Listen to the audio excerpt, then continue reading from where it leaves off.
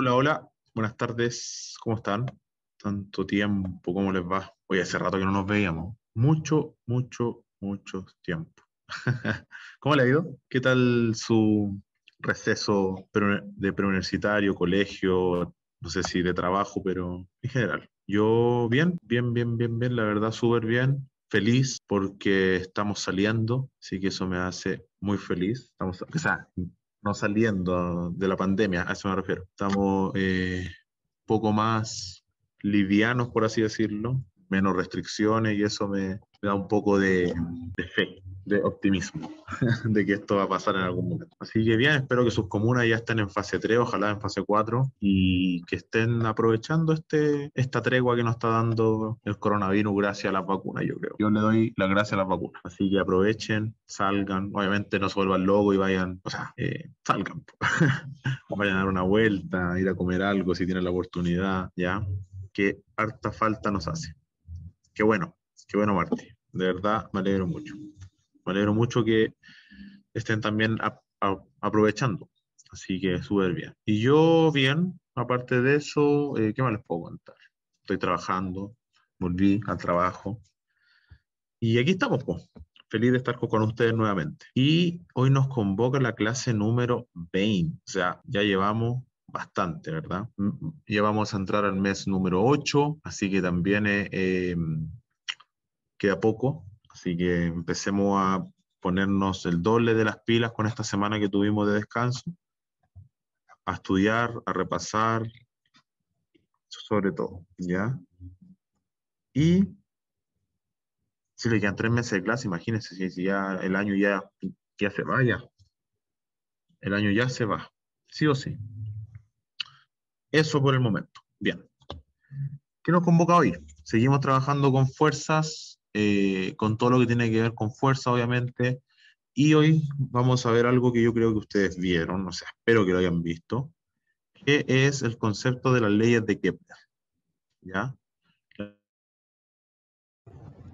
No puedo creer que se me haya caído el internet. No puedo creerlo. De verdad estaba hablando solo y se me cayó el internet. Ahora estoy de nuevo, no me marché. ¿Ya?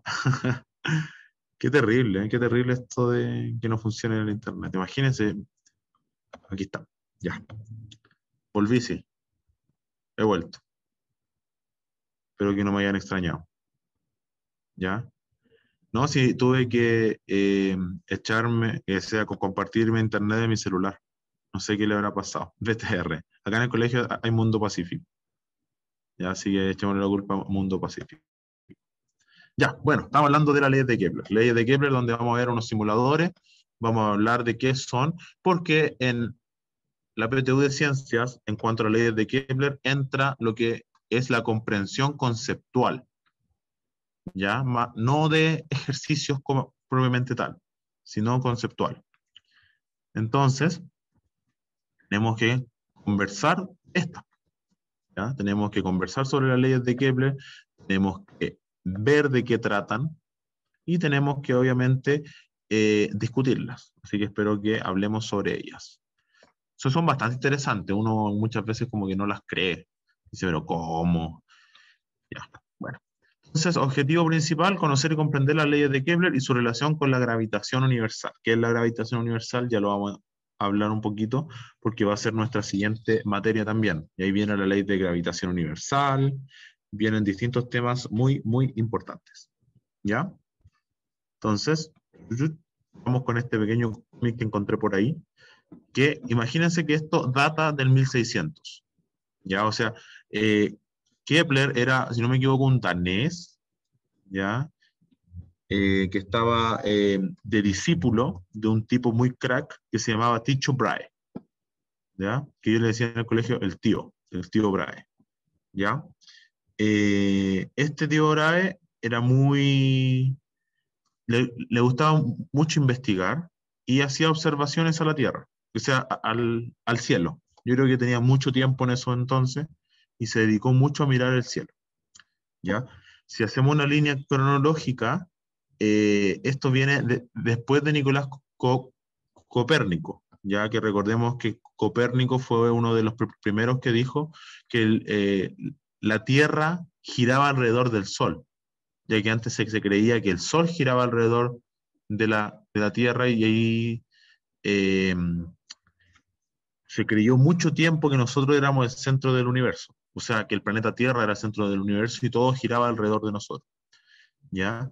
Entonces, junto con la información que entregó Nicolás Copérnico y gracias a las observaciones de Tycho Brahe, Kepler fue un discípulo de él, ¿ya? Por lo tanto, Kepler se podría decir que tomó las investigaciones de Tycho Brahe una vez que él ya murió y las mejoró, ¿ya? Entonces, tomaron mediciones, vieron las posiciones de la estrella en ciertos días del año, volvieron a repetir esas mismas mediciones al siguiente año, vieron qué pasaba, las posiciones del Sol, midieron ángulos, inventaron ciertos instrumentos para darle sustento a una teoría revolucionaria, ¿ya?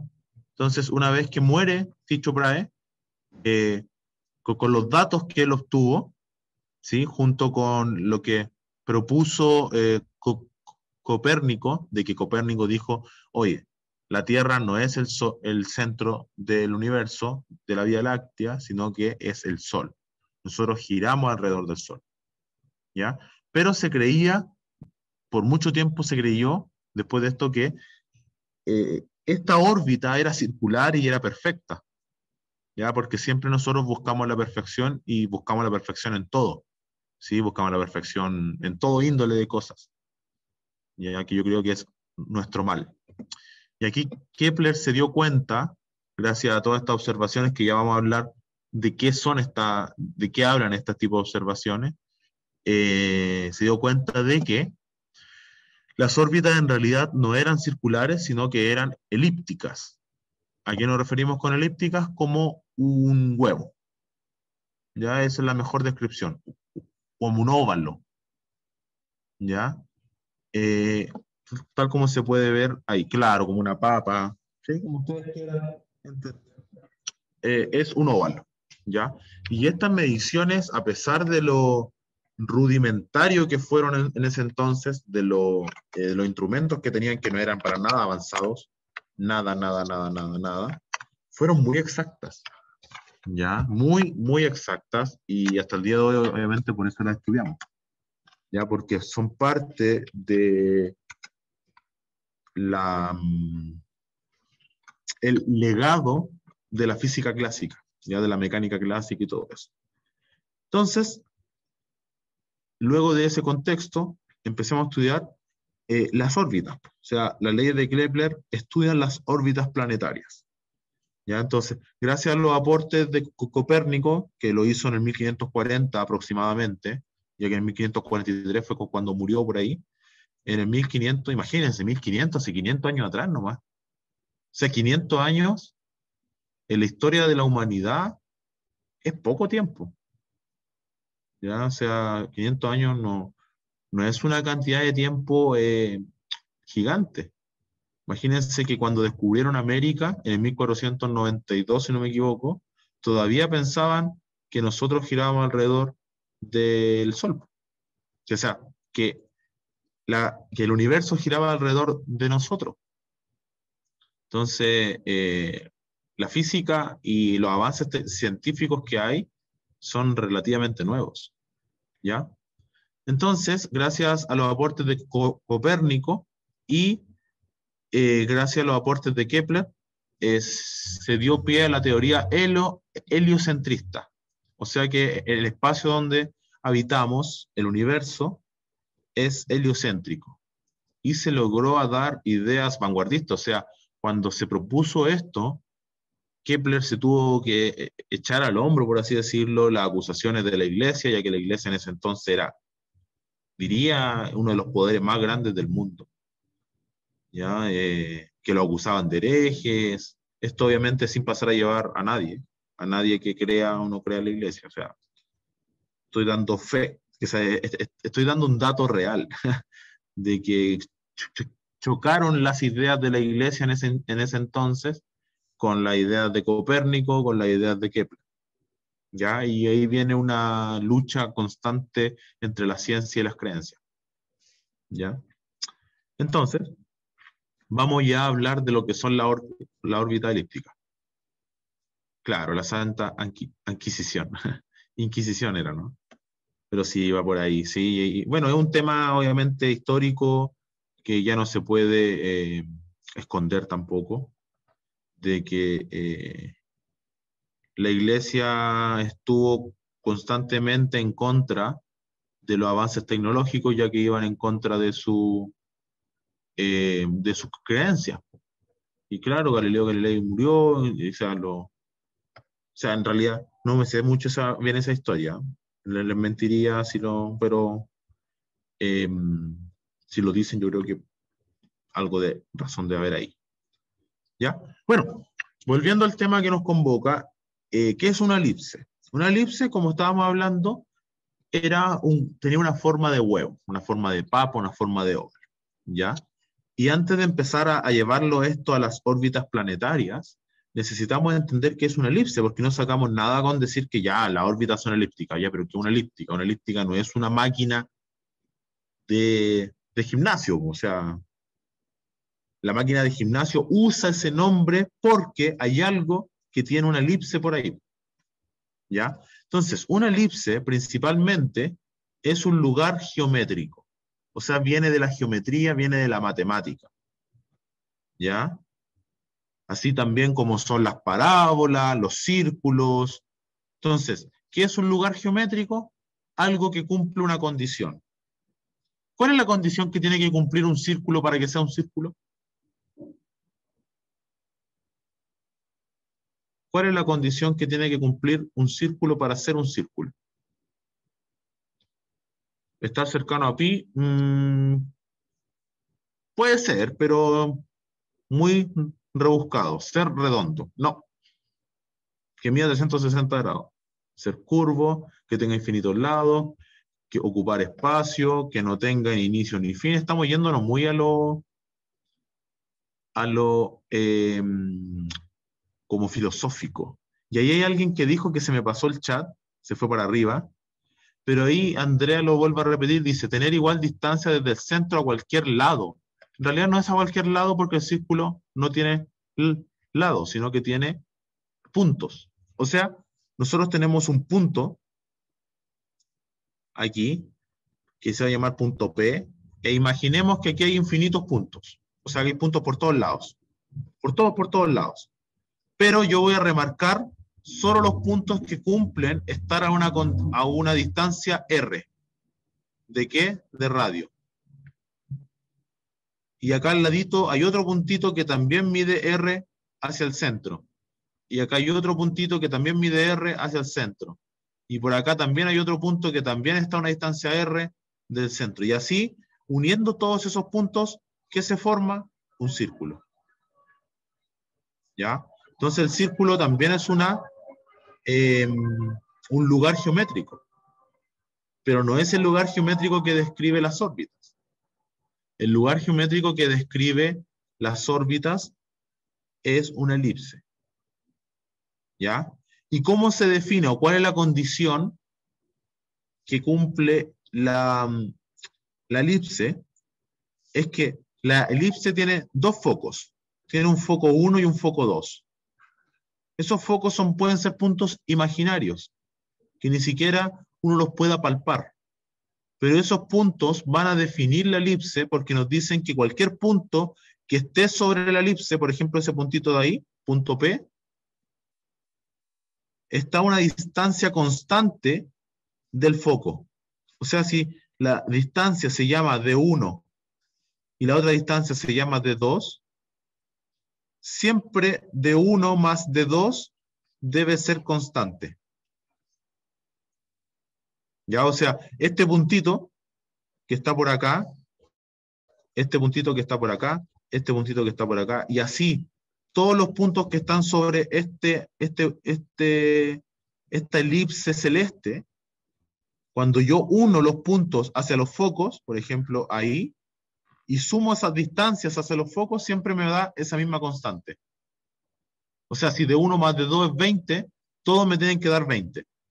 Y así puedo sumar ese más este de acá, y ahí ir sumando infinito. O sea, todos esos me tienen que dar siempre la misma medida. ¿Ya? No es que las distancias sean iguales, sino que la suma de las distancias son iguales entre sí. ¿Ya? Eso es demasiado, demasiado importante entenderlo. ¿Ya? Por eso dice la descripción. Se define como el lugar geométrico de los puntos del plano, tales que la suma de la distancia a dos puntos fijos, llamados focos, son constantes. ¿Ya? Y aquí obviamente hay muchas partes. Ya muchas partes. O sea, la elipse tiene un centro, que vendría siendo ese centro O, tiene dos focos, tiene algo que se llama el semieje mayor, que es la mayor distancia horizontal, por así decirlo, y tiene algo que se llama el semieje mayor, que vendría siendo la mayor distancia vertical, por así decirlo.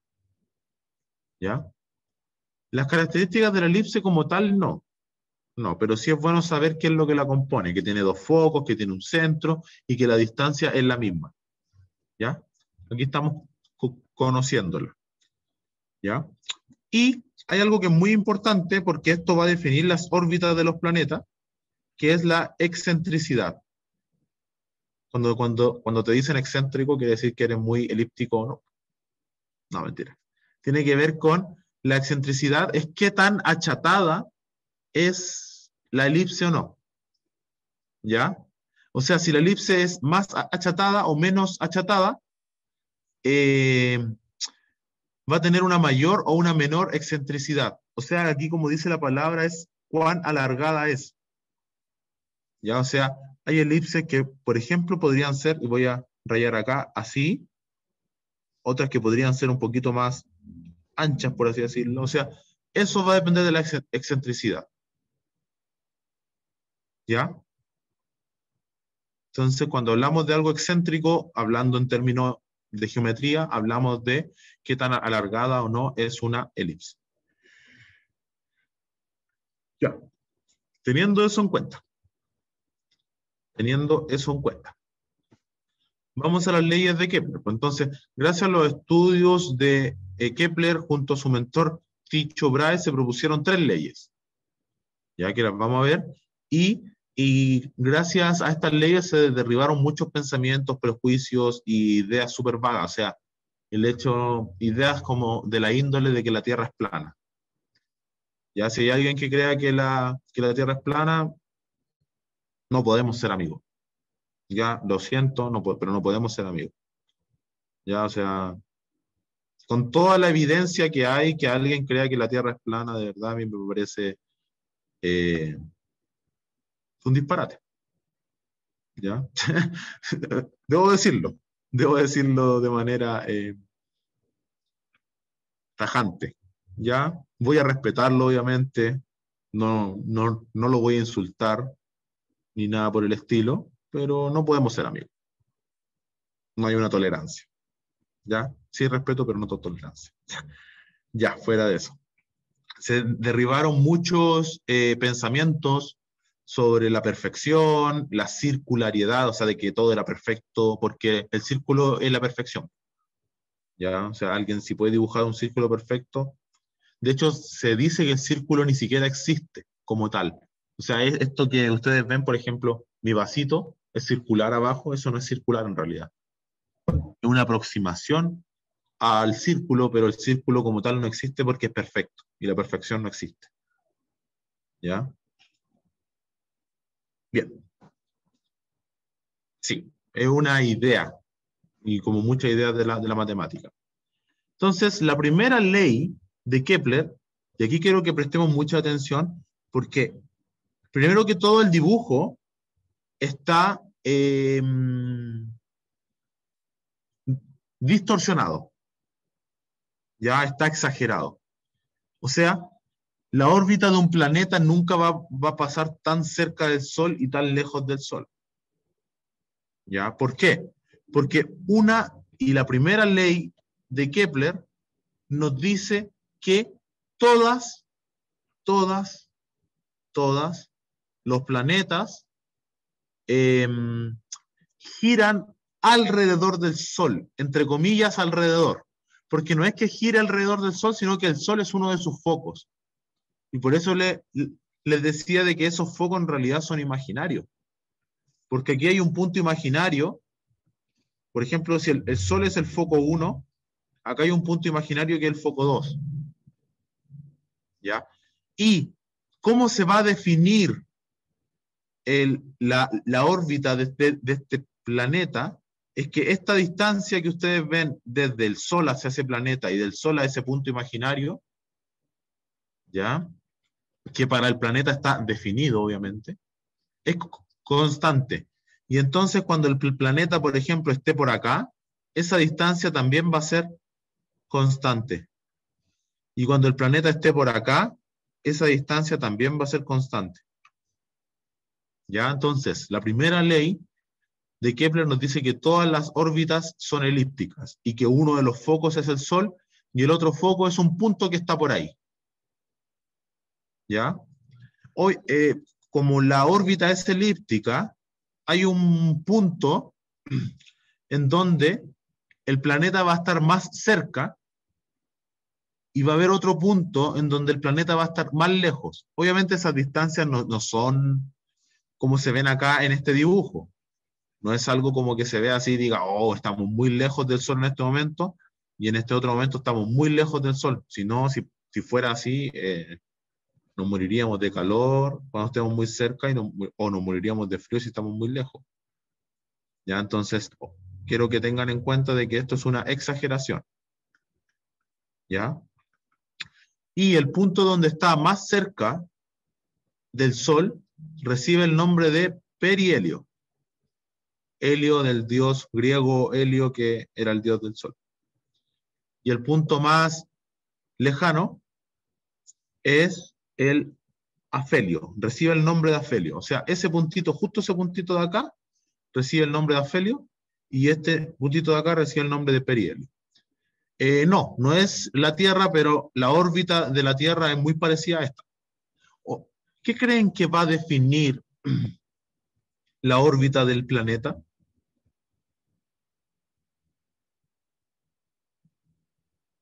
Una es la excentricidad, ¿ya? Una es la excentricidad, otra es el peso, la masa, la distancia al Sol, ¿ya? O sea, hay muchos factores que van afectando y ahí viene la gravitación universal, que también es una ley que va a definir estas órbitas. Y que al fin y al cabo, todo el sistema solar y todo el universo se podría decir que está en equilibrio, ya que está en un constante equilibrio o búsqueda del equilibrio. Ya, o sea, imagínense que deje de existir un planeta o deje de existir la luna del planeta Tierra. Eso generaría desastres, porque perdería ese equilibrio. ¿Ya? Bien, entonces, resumiendo la primera ley de Kepler, la primera ley de Kepler nos dice que todas las órbitas son elípticas y que uno de los focos es el Sol. ¿Ya? Uno de los focos de esta órbita elíptica es el Sol y que cuando el planeta pasa muy cerca, no muy cerca, pero cerca del Sol, recibe el nombre de perihelio, ese punto, y cuando está muy lejos, recibe el nombre de afelio. ¿Ya? Bien. ¿De acuerdo con la primera ley? ¿De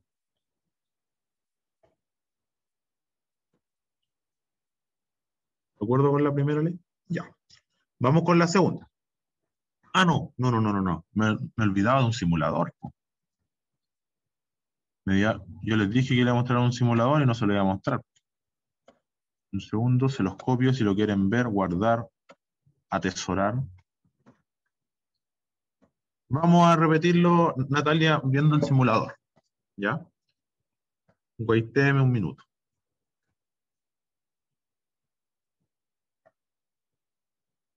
Entonces, acá estamos. La primera ley de Kepler. Entonces, como podemos ver en esta página, la primera ley de Kepler nos dice que las órbitas son elípticas y que el Sol es uno de sus focos. Es lo que está encerrado ahí en color rojo. ¿Ya? Les recomendaría que también en sus apuntes lo tengan así. ¿Y el planeta cómo gira entonces? ¿Ya? Fíjense que el giro no es eh, circular, sino que fíjense que en este puntito de acá abajo, voy a rayar con las opciones de zoom, de un segundo. No puedo rayar, no hay problema. ¿Ven mi mouse, no? ¿Logran ver mi mouse acá abajo?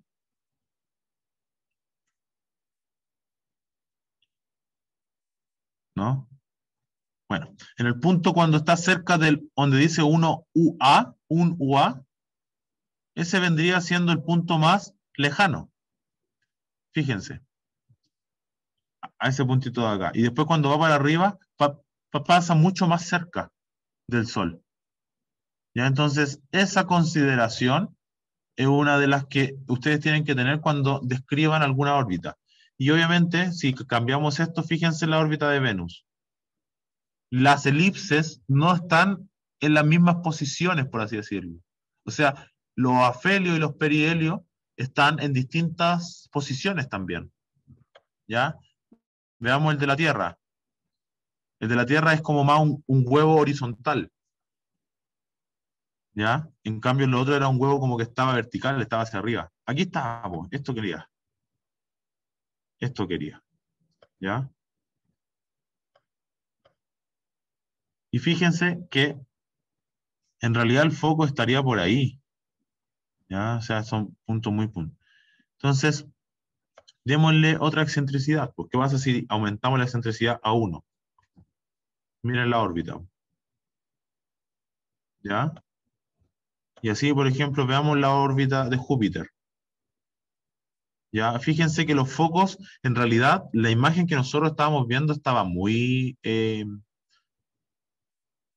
distorsionada. Los focos están muy cerca, pero no son iguales, porque si los focos son iguales, sería un círculo.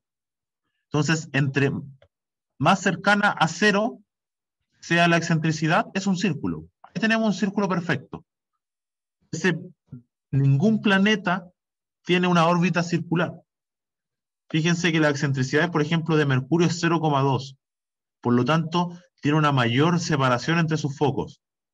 Y a eso me refiero de que las distancias a esos focos tienen que ser exactamente iguales. Y ahí está el perihelio, que es el punto más cercano al Sol, y el afelio, que es el punto más lejano al Sol. En cambio, fíjense en la Tierra.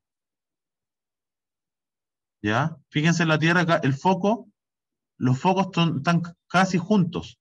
No juntos, juntos, juntos, pero están casi juntos. Por eso es que nosotros no sufrimos tanto cuando estamos más lejos del Sol y más cerca del Sol. ¿Ya? Por lo tanto, las estaciones del año no son un tema, o sea, claro, son un tema que tiene que ver con el movimiento de traslación, ¿cierto?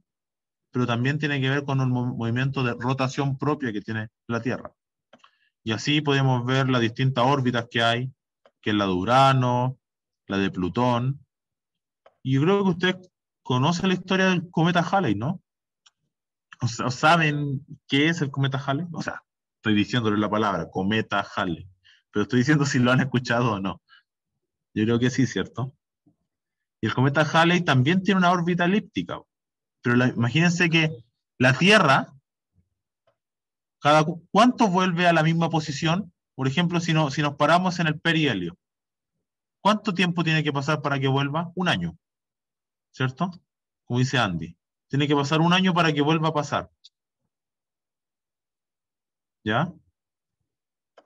En cambio, el cometa Halley tiene una órbita de 79 años. Y imagínense todo lo que se aleja del Sol cuando está en el afelio, si tiene una órbita de 79 años. Y fíjense lo rápido que pasa cuando está cerca del Sol, o sea, en la Vía Láctea. Miren, tú, es que no se salga, o sea, por eso le digo, no es que aquí las cosas en el universo andan a la loca, por así decirlo. No es que el cometa llegue y diga, ya yo me voy, o sea, el cometa y todos los cuerpos están subyugados a los distintos cuerpos que hay. Todo genera una sinergia. Por eso es que es tan lindo el tema de la gravitación y todo eso, porque todo está compenetrado entre sí. El Sol le afecta a la Tierra le afecta a la Luna está afectado por este, y así. Y sí, el cometa Halley pasó el 2000 y algo, no, el 1900 y algo, a ver, veamos. Última visita del cometa Halley. La última, ¿cuándo volverá? Volverá a visitarnos el 2062. Yo voy a tener, oh, qué viejo, como 70 años. Ojalá esté vivo y lo vea. Si no, no, no. ¿Ya? Y dice, se cumplen 35 años del último paso del cometa Halley. 35 años fue en el 91, en el 86. La última visita. Ahí está. Hoy yo estaba calculando y salía ahí. Bueno, 9 de febrero del 1986. No me di cuenta. ¿Ya? En el 1986. O sea, yo creo... ¿Arriba también? No, me está... ¿A dónde? Ah, acá, pues, última vez. Oh, no lo había visto. No lo había... Bueno. Así es la vida, ¿no? ¿Ya? Ah, acá. Entonces estábamos en el simulador. Entonces, imagínense para dónde se irá. Imaginen, ¿para dónde irá a parar? O sea, podría ser un experimento de la NASA, y le voy a decir a la NASA, imagínense mandar un robot que justo cuando pase, intersecta el cometa Halley y se posa en el cometa Halley y viaje con el cometa Halley. Sería un buen experimento. Ahora, si no funciona, bueno, no funciona nomás. Y que tome fotos, y obviamente, pero ahí entraría un tema con la temperatura. ¿Sí? Porque el cometa Halley, imagínense la velocidad que viaja cuando está cerca del Sol. Entonces pasa muy rápido, pues, entonces intersectarlo puede ser algo difícil. Ya, bueno. Primera ley de Kepler entonces, las órbitas son elípticas y el foco y uno de los focos es el Sol. Ahí estoy viendo el de Urano, por ejemplo, el de Neptuno, el de Plutón, ¿ya? Etcétera, etcétera, etcétera. Movimiento lento. Bueno, vamos a volver al PowerPoint. Estábamos aquí. Aquí está. Segunda ley de Kepler. La segunda ley de Kepler, de verdad que a mí me parece revolucionaria. Ya, o sea, imagínense en el 1600 más o menos, estar observando, teniendo cosas rudimentarias para poder observar todo esto y darse cuenta de esto. ¿Sí? O sea, a mí me pareció algo... Dice, Kepler observó que la rapidez del movimiento de cada planeta varía en el transcurso de la órbita. O sea, no siempre se mueve igual, ya que como es una órbita elíptica, ¿ya? Tiene que cumplir que las distancias sean iguales. O sea, que la suma de este punto hasta este punto, que es el foco 2 y el foco 1, sean siempre iguales. Entonces, cuando está muy cerca, por ejemplo, en estos puntitos de acá, en ese puntito de ahí, esta distancia es muy chiquitita, pero esta distancia es muy grande.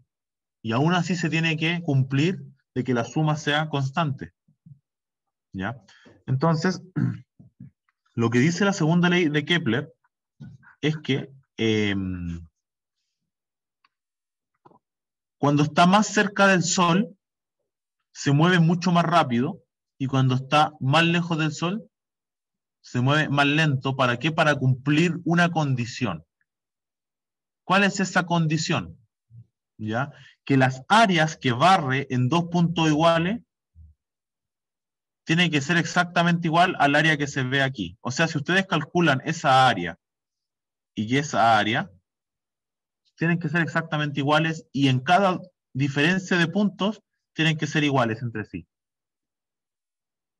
O sea, eso se traduce en simples palabras que cuando está más cerca del Sol pasa más rápido, y cuando está más lejos del Sol pasa más lento. Avanza más lento para cumplir siempre que esa área sea igual. ¿Ya? Y eso en eh, ¿qué rompió? O sea, rompió algo que era la creencia de que los astros se movían siempre igual. Los planetas siempre se movían iguales. Y en realidad que los planetas no se mueven iguales. Nosotros con nuestra observación simple de mirar el cielo podemos ver que siempre se mueven igual. ¿Ya? Pero no, la respuesta es que no se mueven igual. ¿Ya? O sea, entre más cerca del Sol, más rápido, y entre más lejos del Sol, más lento. Por eso es que el cometa Halley, cuando pasa muy cerca de nosotros, por ende pasa muy cerca del Sol, pasa muy rápido. Y solo hay unos instantes, ¿ya? Unos instantes en donde se ve. ¿Por qué lo hacen? ¿A qué se refiere, Carla?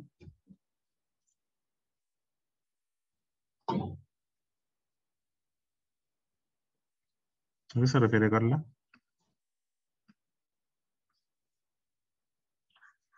Imagínense que usted está mirando la galaxia, ¿ya? Y mira el planeta Neptuno. Y dice, bueno, voy a ver a Neptuno, ¿ya? Y dice, bueno, después de 10 años luz,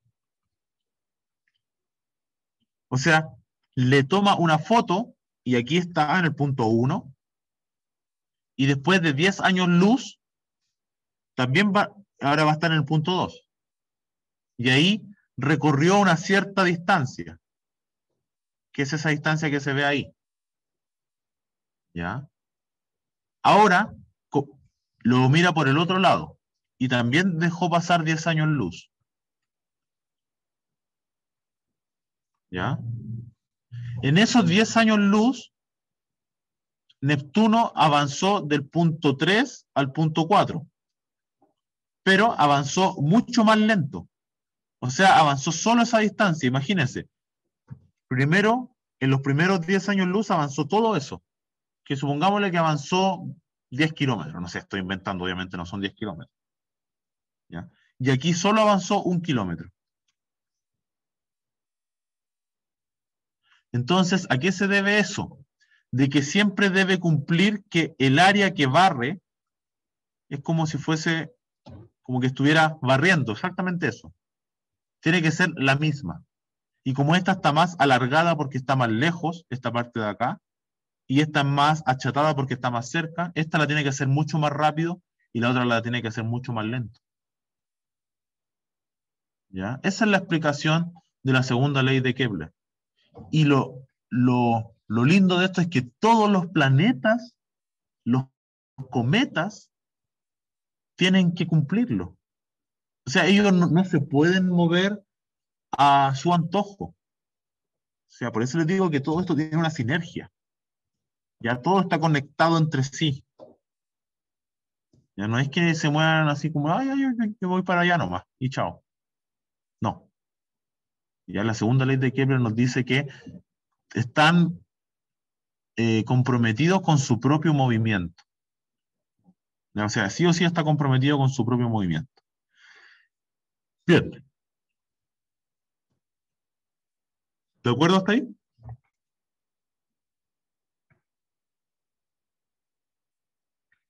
Ya. Y de la segunda ley de Kepler, que es esta que estábamos hablando, se desprende directamente la tercera ley de Kepler, ¿ya?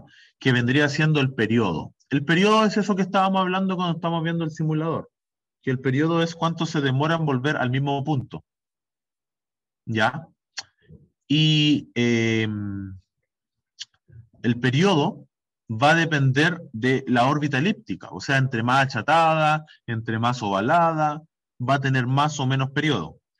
Y esta es la única fórmula de leyes de Kepler, por así decirlo, que tenemos que aprendernos. Las otras tenemos que comprenderlas. Pero sí hay aplicación en la PTU de la tercera ley de Kepler. ¿Qué nos dice? Que el periodo está relacionado con la elipse, porque el semieje mayor, ¿qué era el semieje mayor? Volvamos atrás, y lo voy a volver ahí.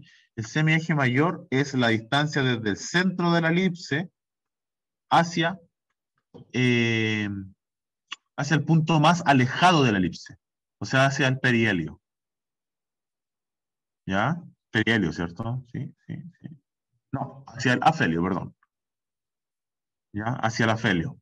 O sea, el semieje mayor es el afelio, es la distancia desde el centro hacia el afelio. ¿Ya? No sé por qué le pusieron afelio, deberían haberle puesto punto más alejado y punto más cercano, y chao. Sí, hacia cualquiera de los dos lados porque es desde el centro de la elipse. Y también está relacionado con la constante de proporcionalidad que se conoce como la constante de Kepler. Por eso tiene la letra K. Ya que va a depender obviamente de el Sol, que es uno de los focos de las órbitas elípticas estas. Y nos dice que el cuadrado del periodo es igual a la constante de Kepler por el cubo del semieje mayor. Y ahí, por ejemplo, tenemos algunos ejemplitos. Perihelio, Fernanda. Perihelio. Así. Y el perihelio es el más cercano. ¿Ya? Imagínense que Marte, por ejemplo, tiene un periodo de 1,88 años. Entonces se demora casi 2 años en dar la vuelta y volver al mismo punto. Júpiter tiene un periodo de 12 años aproximadamente. ¿Ya? Y Saturno tiene un periodo de 30 años aproximadamente. O sea, si ustedes vivieran en Saturno, por ejemplo, ¿ya? Cuando dé una vuelta al Sol, habrán tenido 30 años. 30 años terrícolas.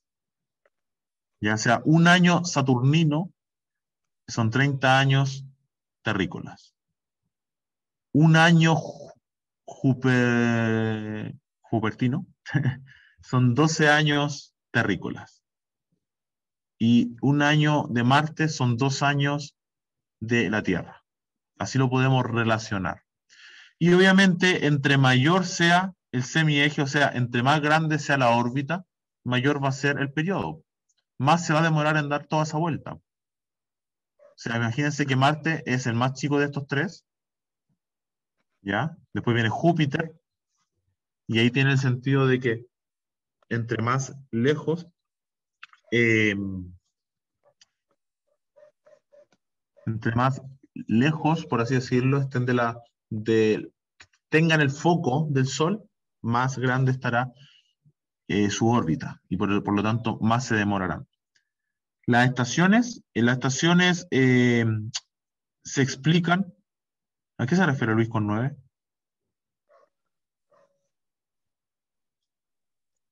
Me perturba. Me perturbo con ese 9. No me puedo concentrar. Perdón. Perdón. Ya, bueno. Entonces, volviendo, las estaciones se explican claramente por el periodo de la Tierra, ¿sí? Y el día y la noche se explican por el movimiento de rotación de la Tierra que entre las dos nos dan las estaciones del año como las conocemos. ¿Ya? Pero tienen una explicación, eh, fórmida, o sea, importante. Ya no es, esto ya diría yo que los movimientos del planeta están súper estudiados y por eso es que han dado pie para lanzar satélites, ¿sí? El perihelio es el más cercano, sí, el afelio es el más lejano, exactamente. Es el punto más lejano al Sol de la órbita. Ya. Busquemos cuál era la constante de Kepler. No la buscamos. No, te la mencioné. Constante de Kepler. La K.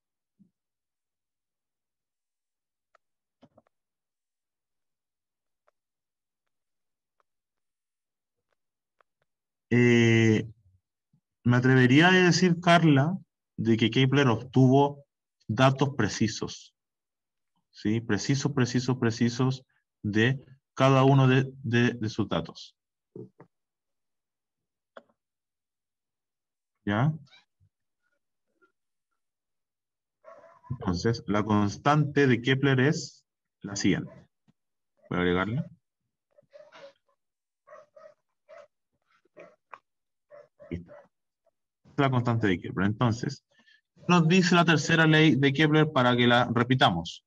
La tercera ley de Kepler nos dice que esto, simplemente, lo que ustedes ven ahí, esa fórmula es la tercera ley de Kepler. Que si ustedes quieren obtener el periodo, tienen que utilizar esa fórmula y necesitan el semieje mayor y necesitan la constante de Kepler. ¿Ya? Entonces, la constante de Kepler, ¿cuánto vale? Vale 3 por 10 elevado a menos 19, y esas son las unidades de medida, segundo cuadrado dividido en metros cúbicos. ¿Ya? ¿Y por qué son segundo cuadrado? Porque aquí aparece un tiempo al cuadrado. ¿Y por qué son metros cúbicos? Porque aquí aparece un metro cúbico. Y ahí las unidades se van a ir despejando entre sí para que lo obtengamos. No, bueno, estoy estudiando. ¿Ya? Esa es la idea de esto. Entonces, veamos un ejercicio. Apliquemos la tercera ley de Kepler. Esta es la idea de este ejercicio. Dice, se sabe que... Ah, no. Esta R me pasó. No tiene nada que ver. No.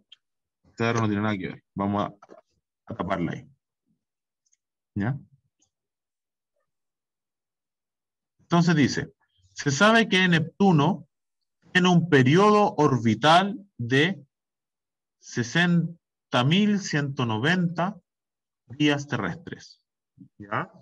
O sea, ese sería su periodo orbital en días. Días. Ojo con las unidades de medida. ¿Ya? Con los días. ¿Ya? Voy a volver. Entonces, el periodo T es 60.190 días. Eso es lo que se demora. Y se desea determinar mediante la tercera ley de Kepler, que la tercera ley de Kepler es T cuadrado igual K por A al cubo, su radio orbital. ¿Ya? ¿Qué procedimiento debería realizar Claudia para obtener dicho valor?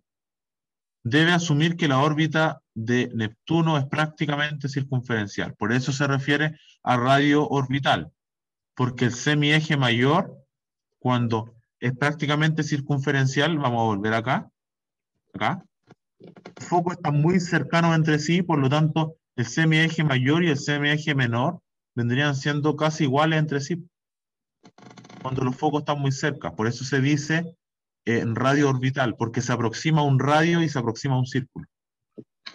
¿Ya? Entonces, al fin y al cabo nos piden encontrar A. ¿Ya? Entonces, la constante de Kepler dijimos que era, aquí la tenemos, 3 por 10 elevado a menos 19 segundos cuadrados dividido en metros cúbicos. O sea, eso. ¿Qué problema tenemos acá? ¿Qué problema tenemos acá?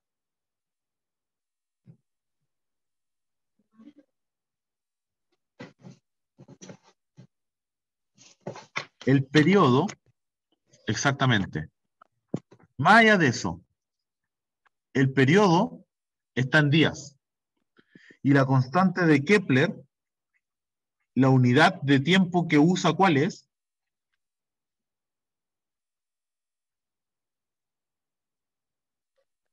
¿Años? Y dice S cuadrado, son segundos. O sea, tenemos dos opciones. O buscar la constante de Kepler en años, que sea en días, y así no transformamos nada. O tendríamos que transformar los días en segundos. Me interesa la segunda opción, transformar los días en segundos. Los días, ¿cuántas horas tienes? 12. 24, o sea, un día son 24 horas, por lo tanto tendríamos que multiplicar esto por 24 horas. Y eso es equivalente a un día, ¿verdad? ¿Por qué creen que estoy multiplicando por 24 horas dividido en un día? ¿Por qué creen que estoy haciendo esa operación? ¿Qué pasa si yo divido 24 horas en un día? ¿Qué numerito me debería dar? 24. Me debería dar 1, porque 24 horas y un día son lo mismo, y si yo divido dos cosas iguales, o sea, al fin y al cabo estoy multiplicando por un 1, y como tengo días arriba y días abajo, se simplifican y solo me sobreviven las horas. Ahora, entonces, si yo multiplico 60.190 por 24, obtengo el periodo, pero en horas. ¿Y las horas? ¿Cuántos segundos son?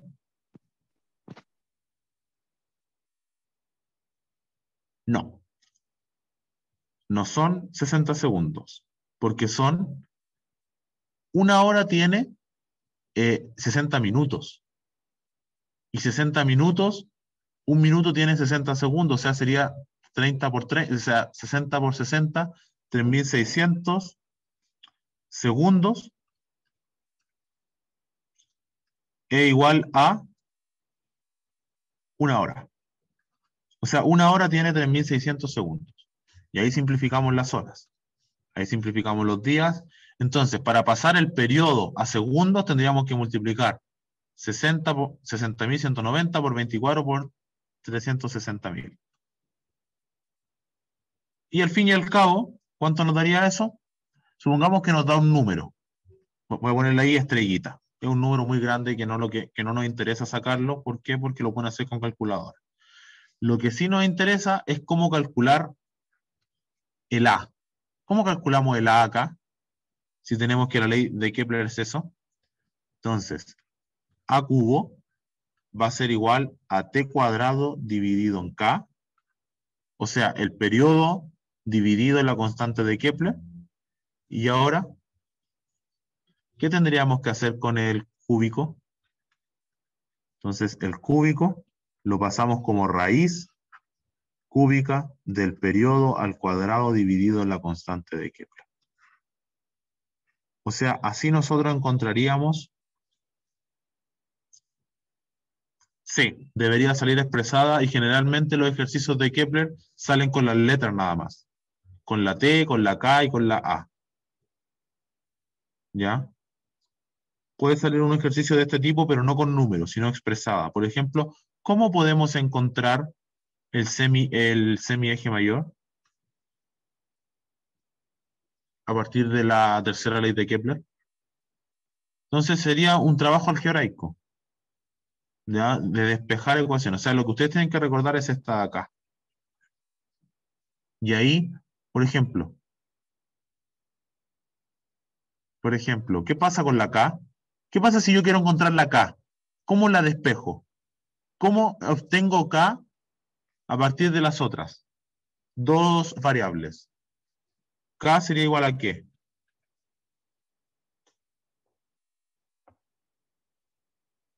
Sería igual al periodo cuadrado dividido en A al cubo. ¿Ya? ¿Qué pasa si quiero encontrar el periodo? Bueno, ahí está. Tendríamos que sacar la raíz cuadrada de todo lo que está a la derecha. Y así. ¿Ya? Y así vamos encontrando. Entonces, son puros temas algebraicos y ahora si le llegan a dar datos, los reemplazamos para obtenerlo. O sea, aquí tendríamos que colocar el periodo al cuadrado, dividirlo por la constante de Kepler y luego eso sacarle la raíz. Pero no nos van a hacer ejercicios de ese tipo, obviamente. Bien, ¿se entiende? ¿Se va entendiendo? Oye, pasó volando la hora. Me acabo de mirar la hora y quedan 5 minutos. No sé si hablo mucho, no sé, ¿ya? Pero bueno, ejemplos. Entonces aquí tenemos las distintas órbitas que existen. Hay ejemplos, órbitas que a simple vista, a simple vista, se ven circulares, pero no son circulares. No se dejen llevar por la visión, por así decirlo. Y entiendan, sí, son solo tres leyes. Sí, cierto. Y fijémonos en esto. Y acá hay una que es muy interesante porque todos giran en un sentido, que sería el sentido antihorario.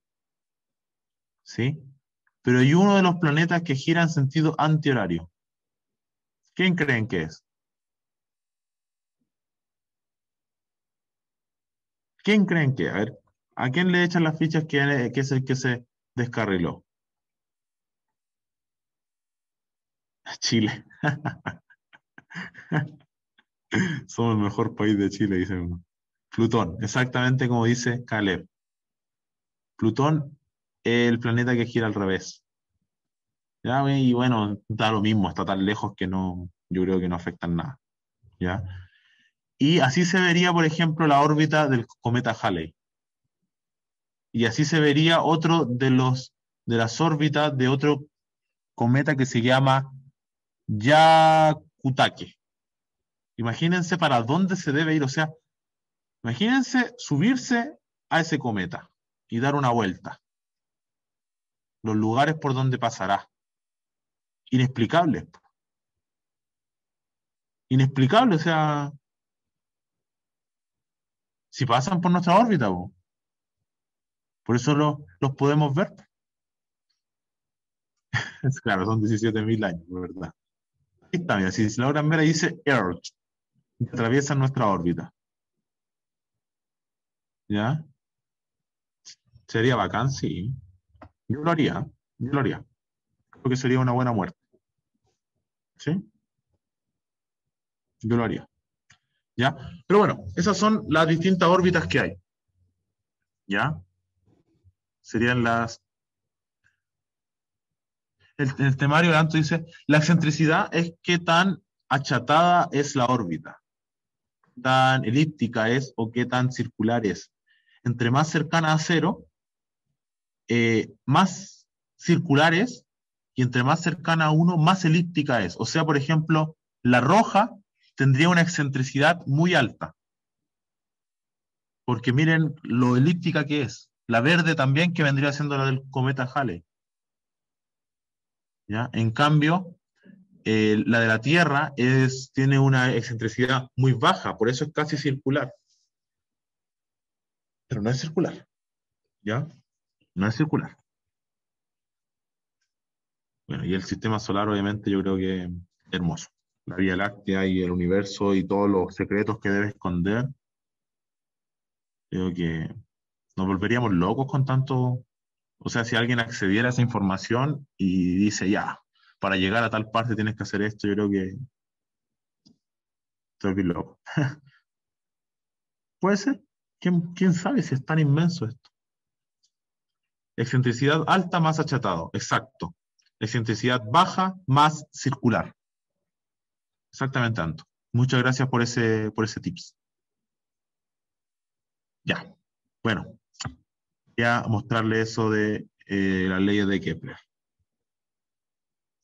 ¿Otros sistemas solares también cumplen las leyes de Kepler? Sí. La respuesta es sí, pero la constante de Kepler es aplicable solo al sistema solar, porque la constante de Kepler, la K, depende del Sol, de la masa del Sol, que en este caso, por eso es que la Vía Láctea depende tanto del Sol, porque es el cuerpo más macizo que está, ¿ya? Por eso está en el foco. Pero si estuviéramos en otra galaxia y hay un cuerpo más macizo aún, entonces tendríamos otra constante de Kepler, pero se aplica. O sea, las órbitas cumplen con eso. ¿Ya? Ya, bien, me cansé. Ya, chicos. ¿Cuánto tiempo duran las grabaciones? Creo que 2 semanas. ¿Ya? Voy a hablar para que suban, o sea, voy a subirla. Ya voy a subir las clases o al tiro al grupo de WhatsApp. Ya. Gracias a ustedes también. Gracias a ustedes. Que les vaya bien, bien, bien y nos vemos el otro martes. Ah, se me olvidó darle una información. Bueno, ya se están yendo. Se la doy por el WhatsApp, pero recuerden que la próxima semana empiezan las menciones. ¿Ya? No nos vemos juntos la mención, pero empieza la próxima semana del 2 de agosto. ¿Ya? Así que los links se van a mandar también por el grupo de WhatsApp, por el mismo grupo de WhatsApp. ¿Ya? Los links se mandan por ahí. ¿Ya? Así que para que los que vayan a dar ciencia física, con todo el FUA. ¿Ya? Eso, que le vaya bien Chao, profe. a todos y a todas. Que tengan muy, muy buena semana.